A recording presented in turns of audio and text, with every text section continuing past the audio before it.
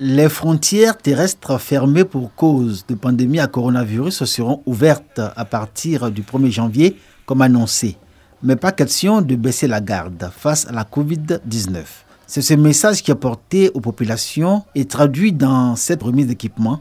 Ce sont 2 ambulances médicalisées pour le transport des malades et leur prise en charge dans les structures dédiées et des caméras thermiques destinées à détecter les cas suspects de maladie. Un don du projet conjoint JICA-OIM au nom d'un même engagement.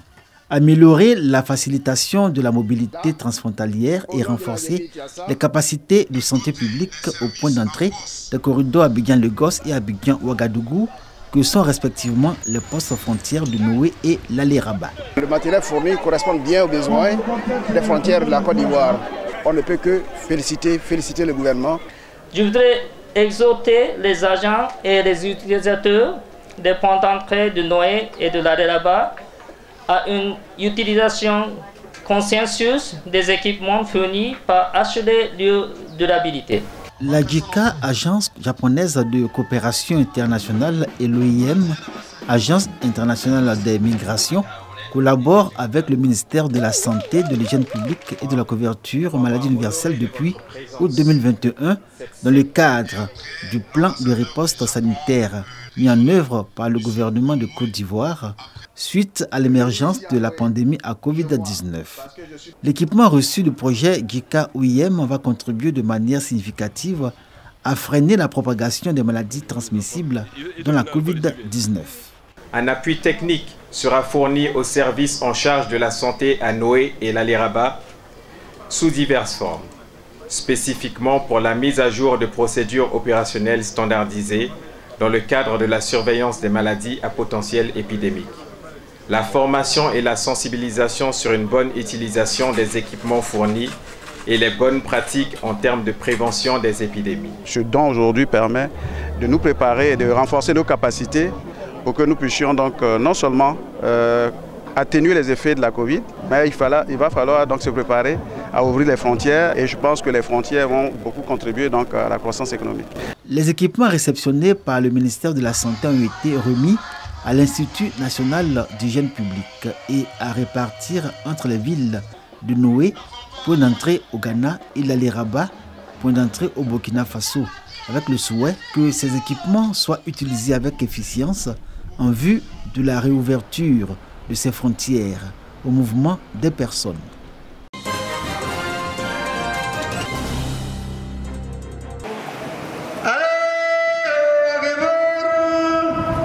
C'est l'heure de la prière d'après rupture de jeûne. À Kani, dans la région du Ouagadougou, les fidèles musulmans se soumettent à ce rituel. Parmi eux, les membres de la famille Fofana au quartier Keïla. De retour de la mosquée, direction le domicile. Le doyen de la famille réunit autour de lui les autres membres. Ensemble, ils partagent les mets préparés pour le dernier repas du jour en cette période de jeûne. Nous sommes quittés à la mosquée. Nous sommes venus en famille déjà. Voilà différents plats et devant toute la famille. Ça c'est la sauce. Ça c'est placali. Ça c'est bouilli de mil. Et voilà, ça c'est la frite. Si on finit la prière, on se retrouve ici en famille. En tout temps que tu vas poser au cours de ce mois de jeûne, il faut faire des intentions. Toutes les prières, c'est avec des intentions. Si tu veux, tu peux faire chaque jour l'intention, mais il y a un hic qui est là. Tu peux oublier de faire l'intention. Le jour où tu oublies, ce jour-là, ton carême n'est pas valable. Donc autant faire l'intention de 30 jours dès le début. Dans toutes les habitations, c'est dans un esprit de famille et de convivialité que s'opère la rupture du jeûne, tout comme le partage du grand repas du soir en cette période de Ramadan. Un moment particulier pour la communauté musulmane dont les membres adaptent leurs habitudes alimentaires et modes de vie aux exigences que commande ce moment. Le rapport à la nourriture notamment, on choisit son menu avec précaution et on mange avec délicatesse dans un contexte où foisonnent des mets proposés hors domicile par des vendeurs et vendeuses pour qui la période de Ramadan est source d'opportunités commerciales, occasion de bonnes affaires. c'est que pendant cette période particulière, l'activité commerciale connaît un regain de vitalité. Ils vendent poulet, ça c'est pas carême, ils vendent lait, braise, tout ça là-bas. En tout cas, ça marche. Par la grâce de Dieu, on ne peut pas mentir, ça marche très bien. Ça va un peu, ça marche un peu, ça reste un peu, je m'en vais à la maison, je vais aller couper carême. Entre actes de foi, pénitence, renforcement des liens familiaux et solidarité, les fidèles musulmans savent quelles attitudes et comportements adopter et dans quelles dispositions d'esprit ils se mettent en vue d'une meilleure observance du jeûne qui dure 30 jours. Avant l'entrée dans ce temps de jeûne, la communauté musulmane de Kani a bénéficié d'une journée de dépistage gratuit du diabète, de l'hypertension artérielle et du paludisme. Une action sociale menée par le CAGEC, comité d'appui à la gestion de Keïla, un quartier de la ville de Kani. Il y a des parents qui ne connaissent pas leur statut sur le plan médical. D'autres, normalement, n'ont pas le droit de jeûner, mais ils le font et après, ça engendre des maladies. Voilà pourquoi nous avons choisi vraiment la veille du mois de carême. On s'est rendu compte que beaucoup de ces patients-là, c'était des patients connus, soit hypertendus, soit diabétiques, mais qui ont arrêté le traitement à la longue et qui n'ont pas de suivi. Donc aujourd'hui, on a essayé de recenser ces personnes-là. On leur a donné un autre traitement et on va faire le suivi ensemble avec l'ONG qui est venue les soutenir. La journée de dépistage gratuit du diabète, de l'hypertension artérielle et du paludisme a été couplée d'une distribution gratuite de médicaments, occasion offerte à la communauté musulmane de prévenir les maladies liées à l'alimentation durant ce ramadan. Mais surtout invitation à observer les recommandations médicales et suivre les conseils des médecins afin de finir son temps de pénitence en pleine forme physique et profondément transformé au plan spirituel, enrichi des grâces d'Allah.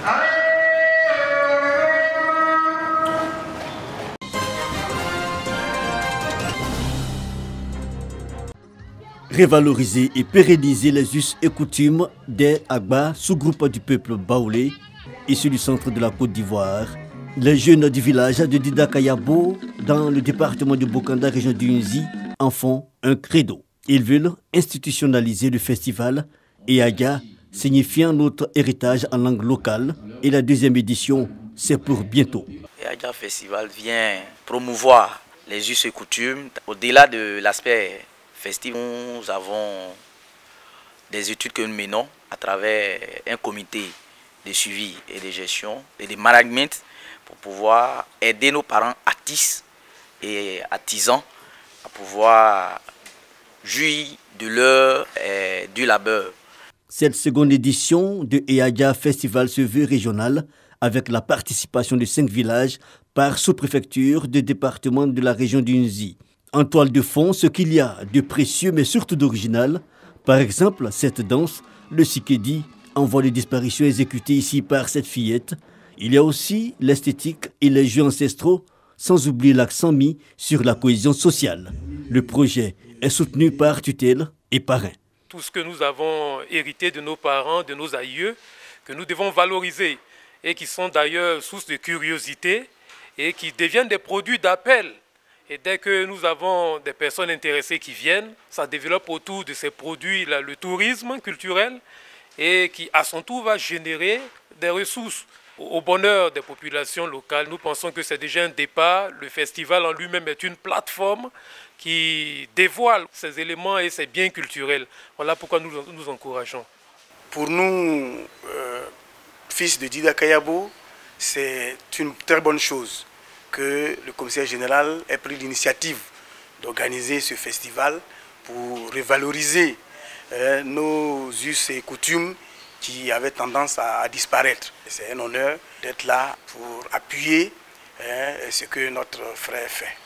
L'aspect sécuritaire est l'une des garanties promises par le commissariat général. Et au rendez-vous attendu, on puisse permettre à nos festivaliers de s'amuser comme il se doit, sans contrainte, sans peur, et retourner en paix et joie pour que nous tous, on puisse être heureux. Donc on garantit la sécurité totale. Eyaga Festival, deuxième édition, se tiendra du 29 septembre au 2 octobre prochain à Didakayabo avec le soutien du secrétaire d'État chargé du logement social, Nguessan Kofi Lataye, fils du village.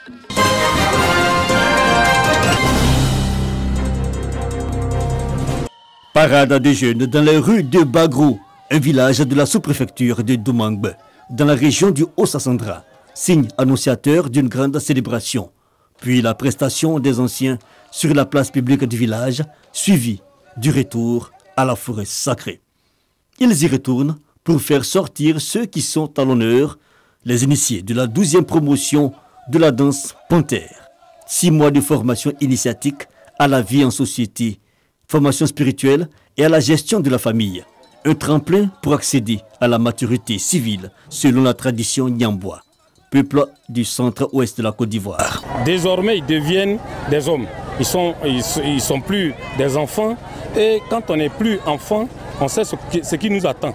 Il faut qu'ils mettent en pratique ce qu'ils ont reçu comme formation. Donc c'est une journée très importante pour nous.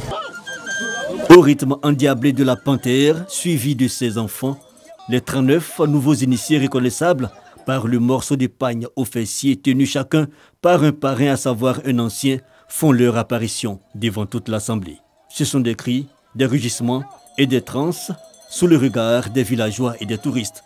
Un retour valorisant d'un rituel apprécié par les visiteurs. C'est une première découverte exactement. Je me suis un peu documenté en Europe sur ces questions-là et donc ça fait très plaisir de voir pour de vrai comment ça se passe ici. Ce qui est important, c'est que toutes ces cultures-là représentent les premières richesses de l'homme. Je crois que c'est la culture, ce sont les cultures. Et il faut à tout prix trouver le moyen de les défendre, de les représenter, de les valoriser et que les jeunes se les réapproprient. L'initiation accorde non seulement la maturité, mais aussi l'indépendance. La cérémonie de sortie des initiés est à l'image des fêtes de génération et se produit tous les 5 ans.